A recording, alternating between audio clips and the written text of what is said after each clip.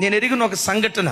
ఆయన వెళ్ళే సంఘంలో ఒక సంఘ పెద్దని పిలిచి, అన్నా నా కూతురు నా మాట వింటలేదు, 4 బుద్ధి మాటలు చెప్పన్నా అని ఆయన్ని పిలిచాడు. ఆ పెద్ద మనిషి వచ్చి అందరినీ బయటకు పంపించి అన్నాడంట, అని ప్రేమించావుగా? ఆ ప్రేమించాను అంకుల్. నేను చెప్తున్న విను, ఈ సంగతి నేను చెప్పినట్టుగా మీ నాన్న వాళ్ళకి చెప్పొద్దు. ఏంటి అంకుల్ చెప్పండి? నువ్వు వాడినే చేసుకో. అయితే మీ నాన్నతో ఏం చెప్తావంటే, డాడీ నువ్వు చెప్పినట్టే నేను చేస్తా, నన్ను డ్యూటీకి పంపించు అని చెప్పు.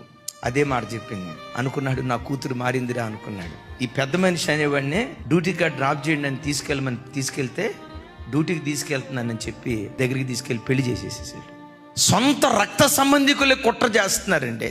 దైవజనమా ఒక్క మాట చెప్తాను, నీవెవ్వరికి కుట్రలు చేయొద్దు.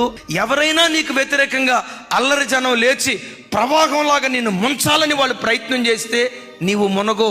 నిన్ను ముంచాలని ప్రయత్నం చేసిన వాడు మునిగిపోతాడంతే.